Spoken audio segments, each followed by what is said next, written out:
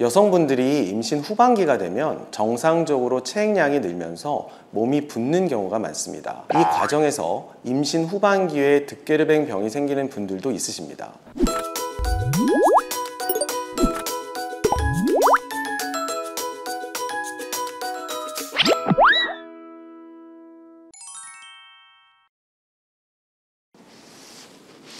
안녕하세요. 저는 평촌 서울 나우병원에서 손과 손목, 팔꿈치 관절을 담당하고 있는 김정환 원장입니다. 증상을 말해줘 나우 시리즈 손과 손목, 팔꿈치 편을 담당하게 되었습니다. 오늘은 엄지손가락과 손목 통증으로 불편해하시는 33세 최땡땡님의 이야기를 들어보도록 하겠습니다.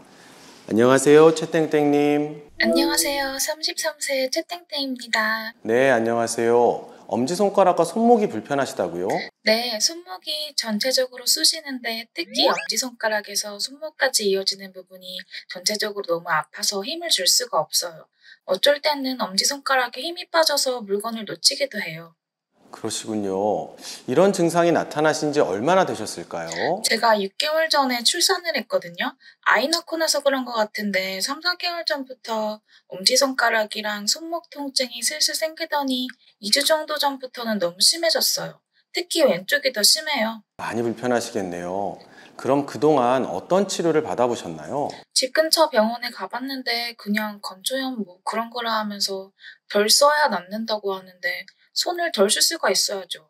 그냥 물리치료만 한두 번 받고 그냥 왔어요. 엄지손가락의 어떤 특정 부분이 아프신 건가요? 혹시 엄지손가락을 이렇게 쭉 펴서 1등하는 자세를 만드는 게 어려우신 건 아닌가요? 네, 맞아요. 엄지손가락 마디가 아픈 건 아니고 말씀하시는 것처럼 엄지가 쭉 펴지지 않아요. 펴려고 하면 손목이 너무 아프고요. 다른 손가락들은 괜찮으신 건가요? 조금 뻣뻣한 느낌이 있긴 하지만 손목에 비해서는 훨씬 괜찮아요. 네, 알겠습니다. 지금까지 환자분의 말씀을 들어서는 득게르뱅 병이라고 하는 질환이 가장 의심이 됩니다. 득회 뭐요?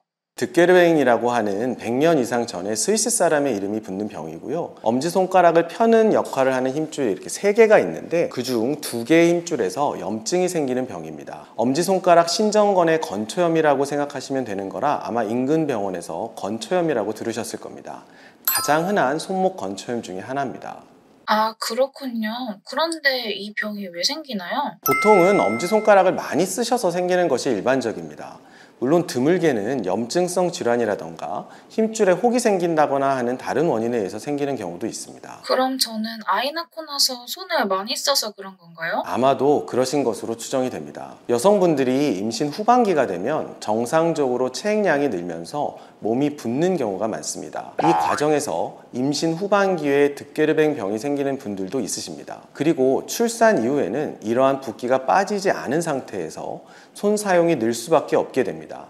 특히 아이를 이렇게 든다던가 머리를 이렇게 받친다거나 하는 동작들을 많이 하게 되는데 이러한 동작들이 엄지손가락 펴는 힘줄에 무리를 주게 되면서 이 병이 생기는 경우가 많습니다. 그래서 이 득게르뱅 씨의 별명이 마미즈 썸이라고 하는 엄마 엄지손가락이라고 해서 불리기도 합니다. 그렇군요. 생각해보니 아이 들거나 머리를 받쳐서 머리 감기거나 할 때 손목이 많이 아팠던 것 같아요.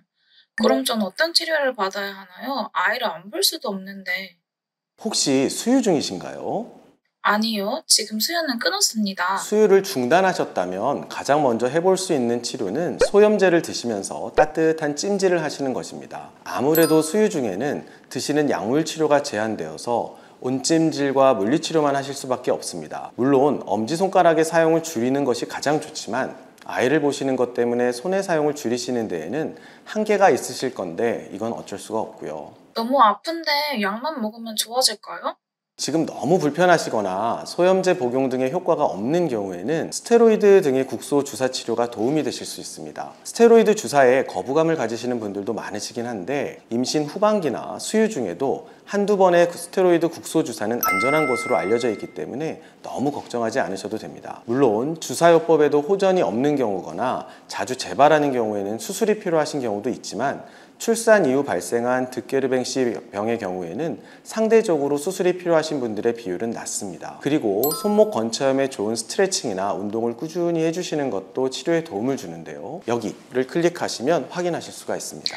네, 알겠습니다. 근처에 관절 전문 병원이나 수부 질환을 전문적으로 보는 곳이 없어서 걱정이 많이 됐는데 원장님 설명을 들으니 안심이 되네요.